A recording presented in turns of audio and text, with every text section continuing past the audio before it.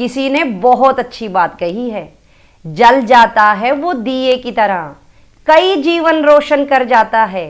कुछ इसी तरह से हर गुरु अपना फर्ज निभाता है।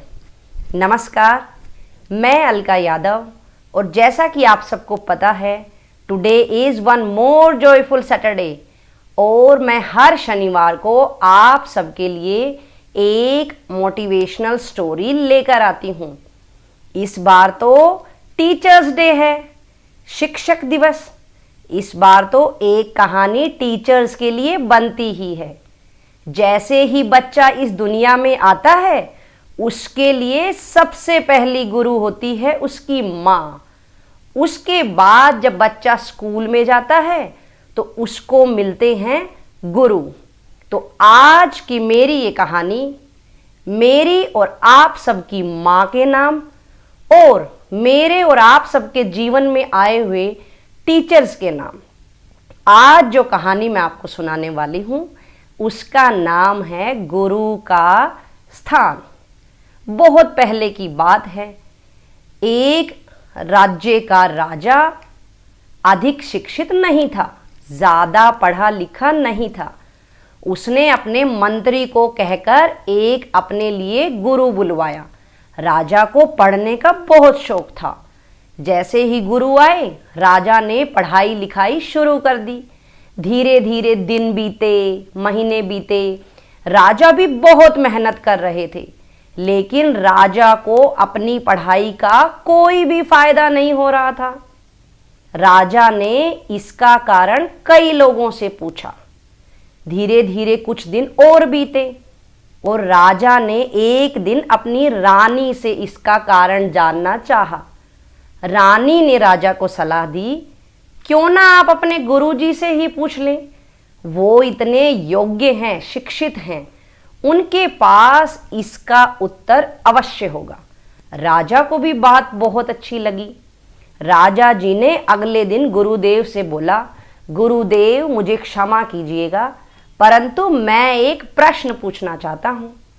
मैं इतने दिनों से मेहनत कर रहा हूँ, आप मुझे जो भी पढ़ा रहे हैं मैं उसको सीखने की बहुत कोशिश कर रहा हूँ, लेकिन मुझे मेरी मेहनत का कोई भी फायदा नहीं मिल रहा है।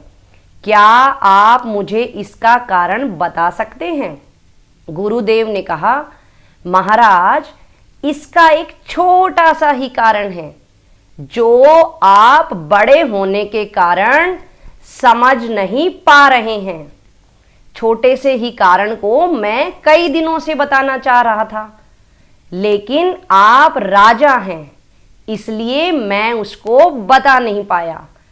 आज आप खुद ही पूछ रहे हैं तो मैं बता देता हूं।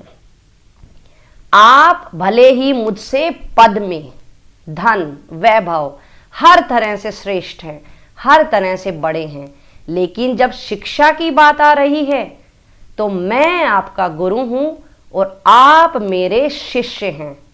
आप हर रोज ऊंचे सिंहासन पर राजा की तरह बैठ जाते हैं और मुझे अपने से नीचा स्थान देते हैं। यही है आपकी मेहनत का सफल न होने का कारण। आप कितने ही बड़े क्यों ना बन जाएं, गुरु हमेशा आपसे ऊंचे रहेंगे, आपसे श्रेष्ठ रहेंगे। तो आपको अपना स्थान मुझसे नीचा करना होगा और एक गुरु को बहुत ही ज़्यादा महत्व देना होगा। फिर देखिएगा कि आपकी मेहनत कितना रंग लाती है। राजा को भी ये बात समझ आ गई। राजा को भी समझ आ गया कि गुरु ही सबसे ऊंचा होता है, और अगले दिन से राजा ने गुरु की बात मानकर वैसा ही किया। और थोड़े ही दिनों में राजा को अपनी मेहनत का फल मिला और वो पूरी तरह से सफल हो गया। तो इस कहानी से आप सबने जाना कि चाहे हम रिश्ते, नाते, पद, धन, वैभव किसी भी तरह से ऊंचे हों, लेकिन हमें यह नहीं भूलना चाहिए कि हमारे गुरु का स्थान हमेशा हमसे ऊंचा ही रहता है। अगर हम अपने गुरु के लिए अच्छी बातें नहीं सोचेंगे तो हम उनकी योग्यताओं, उनकी श्रेष्ठता का लाभ नहीं उठा पाएंगे। इसलिए इस कहानी को सुनाने का मेरा मकसद यही है कि हम सबको अपने जीवन में गुरु को एक विशेष और ऊंचा दर्जा देना चाहिए, चाहे हम कितने ही बड़े क्यों ना हों। यहाँ पर ऊंचा और नीचे का मतलब सिर्फ इतना नहीं है कि सिर्फ आसन को ही देखा जाए कि गुरु को ऊंचे आसन पर बिठाया जाए और शिष्य को नीचे आसन पर। यहाँ ऊंचे और नीचे का अर्थ है कि हम अपने मन में गुरु को क्या स्थान देते हैं। जिस दिन भी हम अपने गुरु को अपने मन में श्रेष्ठ और ऊंचा स्थान देंगे, हम हमेशा अपनी मेहनत करते हुए सफल होंगे और जीवन में अच्छे से अच्छा फल पाएंगे। अंत में मैं चंद लाइनें कहकर अपनी इस कहानी को समाप्त करना चाहूंगी। जो बनाए हमें इंसान, जो बनाए हमें इंसान और दे सही गलत की पहचान, देश के उन निर्माताओं को हम करते हैं शत शत प्रणाम। आज आप सबको शिक्षक दिवस की हार्दिक शुभकामनाएं। और आप मेरी कहानी देखने के लिए यूं ही बने रहिए, मेरा इंतज़ार करते रहिए। हम मिलेंगे हर शनिवार।